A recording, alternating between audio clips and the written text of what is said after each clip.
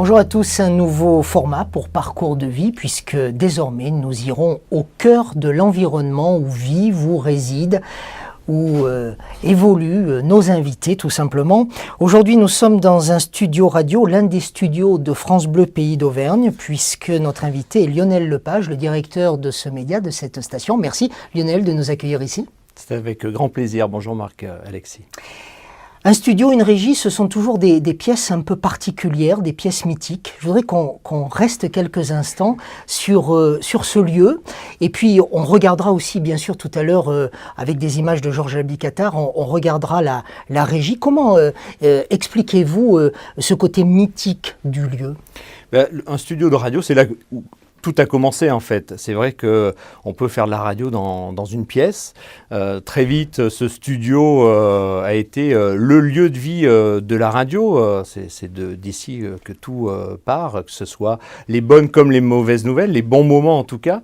Et c'est vrai que, alors, pour le coup, moi, c'est une pièce qui m'a fait rêver depuis l'âge de 12 ans. Alors, vous m'avez indiqué, quand on a préparé la rencontre, que vous êtes venu progressivement dans ces lieux. Mmh. Vos parents vous ont laissé, d'abord, à 12 ans, vous faites de la radio dans votre chambre, avec les moyens du bord. On ne dira pas trop ce que vous avez fait, parce qu'aujourd'hui, il existe le CSA.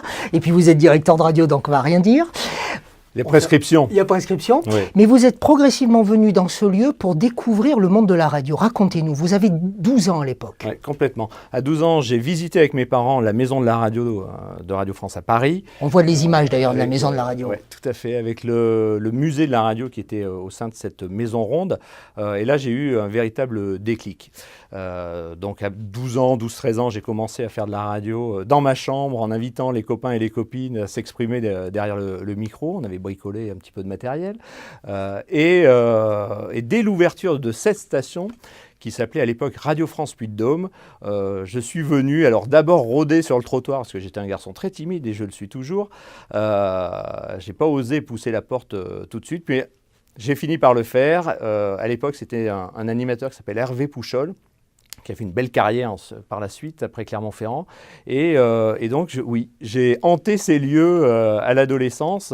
Et d'ailleurs, certains techniciens et certains journalistes d'ici se souviennent de cette époque-là où, légèrement boutonneux, je venais déjà les ennuyer. Et je suis revenu pour une première fois en 2007 ici, comme responsable des programmes et depuis quelques mois comme directeur. Question liée au mystère de la radio, parce que vous savez bien qu'on partage ce point commun, celui de faire de la radio tous les deux. Faire de la radio, c'est pas faire de la télé, c'est pas écrire dans un journal. Il y a une part de mystère quand on est devant les micros, quand on regarde le fameux rouge qui nous relie aux auditeurs. On ne sait pas qui nous écoute. Et pour autant, on est en lien avec eux. Comment vivez-vous, vous, ce mystère ? Alors moi, à l'époque, c'était justement parce qu'on était caché derrière un micro et que je pouvais être quelqu'un d'autre que j'ai pu réaliser ce rêve. Et c'est ce qui m'a donné envie de faire de la radio, en cachette de mes parents d'ailleurs. et c'est vrai que ce lien est très personnel parce qu'on entre dans l'intimité de nos auditeurs, qu'ils soient dans leur salle de bain le matin, leur cuisine, leur voiture, au bureau ou dans leurs activités professionnelles. Donc c'est vraiment... Il n'y a pas de filtre finalement. Et le fait de tutoyer, entre guillemets, avec la métaphore du tutoiement, de tutoyer les vedettes, les grands de ce monde, les décideurs, ceux qui œuvrent sur les territoires, est-ce qu'à un moment donné, ça a été aussi déclencheur de cette carrière, ou alors non, ça s'est fait naturellement ? Alors pas du tout. Alors moi, je suis tellement attaché, je crois, à la proximité et à l'humain, que l'on peut être président de la République ou agriculteur au fin fond du Cantal, j'ai le même intérêt et le même plaisir à rencontrer les gens. Il y a eu des présidents de la République qui étaient du Cantal, du fin fond du Cantal. C'est ça. Georges Pompidou, par exemple, Montboudif. Et je crois que, oui, moi, ce qui m'a attiré d'abord, c'est d'aller à la rencontre et d'être curieux, en fait. D'être curieux, tout simplement. Ouais. Je crois que j'ai beaucoup plus appris à la radio en pratiquant mon métier qu'à l'école, où je m'ennuyais fermement. On dit de la radio qu'il est celui de l'immédiateté, de la proximité. Vous partagez ça, Lionel ? Complètement, oui. Oui, et puis les nouveaux outils montrent que la rapidité et l'immédiateté, c'est forcément quelque chose d'important.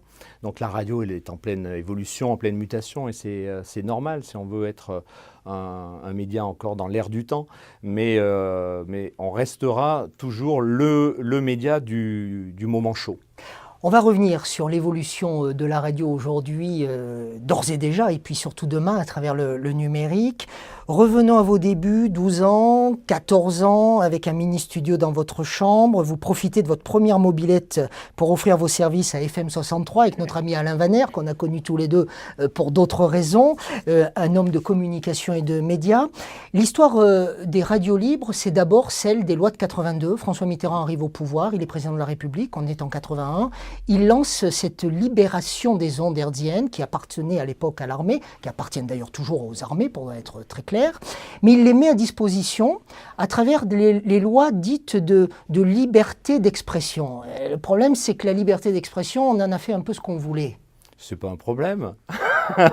Chacun s'est emparé de ce média qui avait fait rêver des générations et on passait de l'ombre aussi à la lumière et à la légalité quelque part avec effectivement ces extrêmes, ces balbutiements puisque du coup on était tous finalement face à la radio de service public et aux grands groupes de radios privées, ces petites radios locales apprenaient sur le tas, comme on dit. Oui, mais trop de liberté, ça n'a pas tué la liberté ?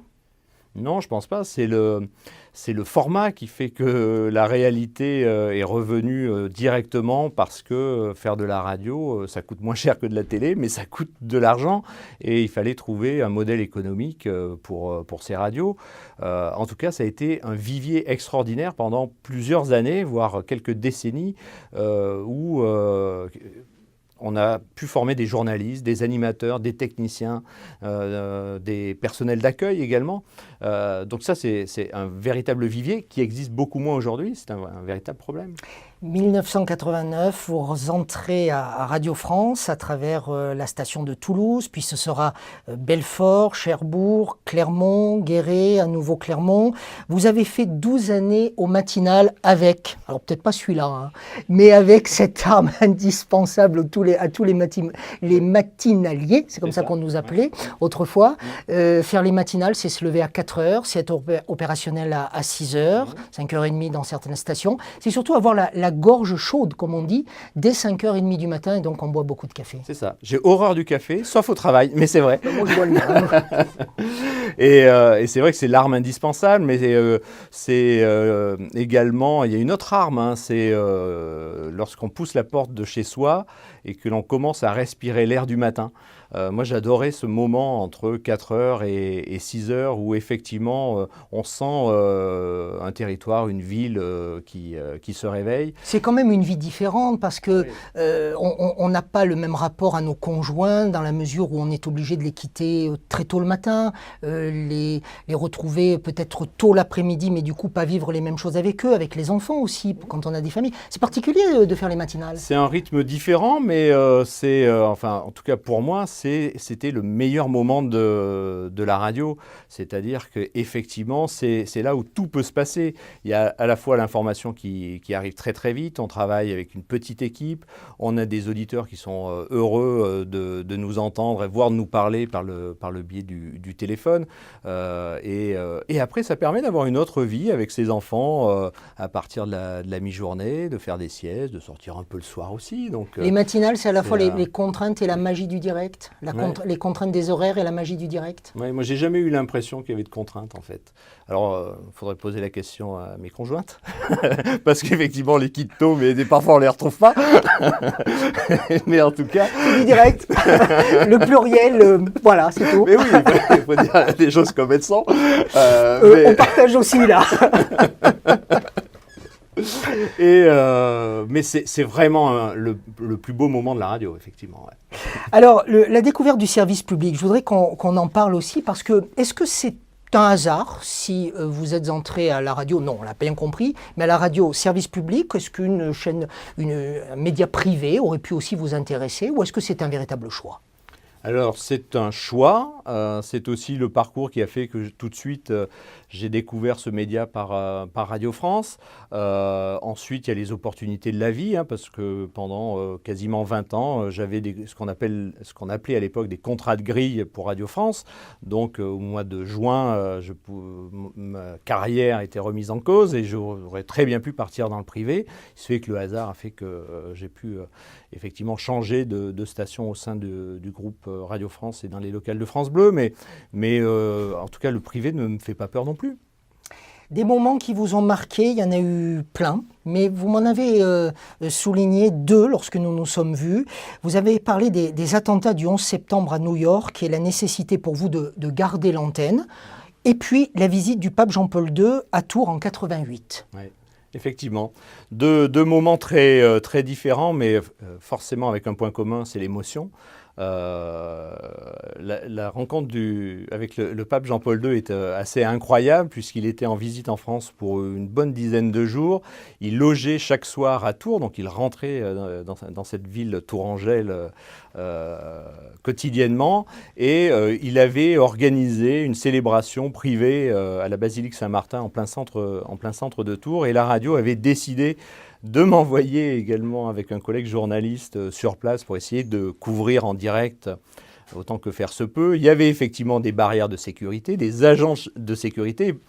Et par la fougue de ma jeunesse et peut-être aussi parce que c'était une autre époque, je suis passé de l'autre côté et j'ai été le premier surpris en fait de croiser le chemin du pape Jean-Paul II sortant de la basilique et rejoignant la Papa Mobile a fait un détour pour venir me voir puisque j'étais le seul être humain dans un périmètre de 15 mètres.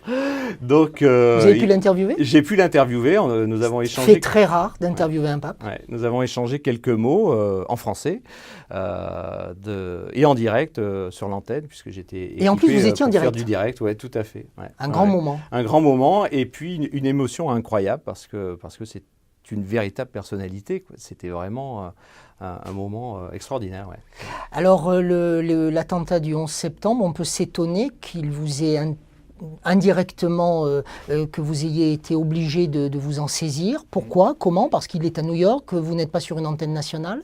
À l'époque, je suis à Belfort, j'anime une tranche d'animation et il y a la télévision qui est en studio donc je vois les premières images des attaques sur New York et effectivement la rédaction commence à s'organiser et on me demande effectivement de rester à l'antenne et de commencer à prendre aussi des témoignages en direct des auditeurs sur les événements qui vont durer plusieurs heures, hein, puisque vraiment on a vécu des moments terribles.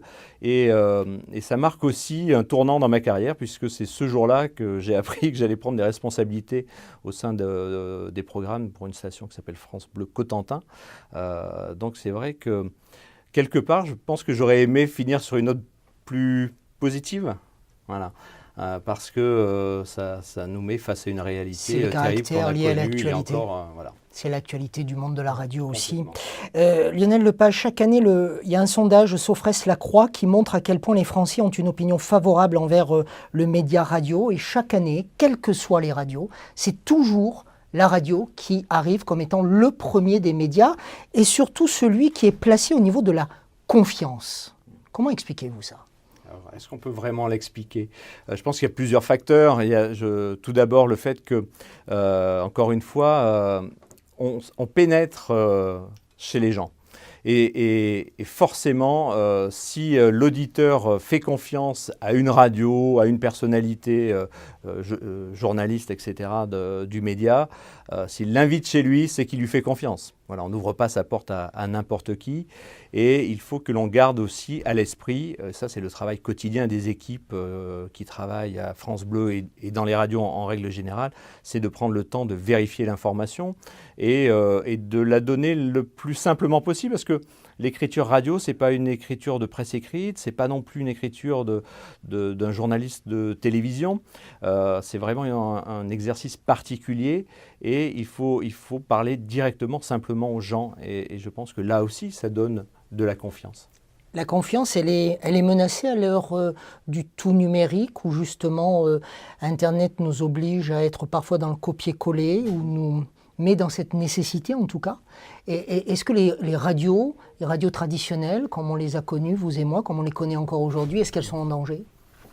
En danger, non, mais il faut effectivement être très attentif à la façon dont on travaille au sein des rédactions.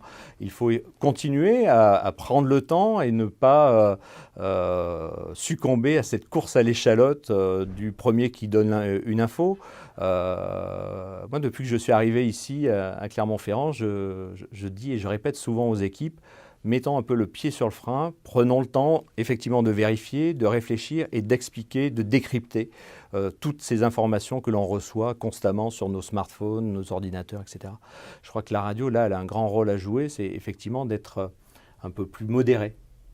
Lionel Lepage, on va se quitter en parlant de pas de Noël sans jouer, puisque la période de Noël arrive. C'est une belle opération que vous menez à France Bleu, Pays d'Auvergne, ici avec Fan Auvergne et le Crédit Mutuel Massif Central. On va dans les agences du Crédit Mutuel, on dépose des jouets. Oui. Pas des jouets abîmés, des jouets tout court. Neufs ou en très bon état. Ouais. Et puis ensuite, ils seront offerts via une association caritative.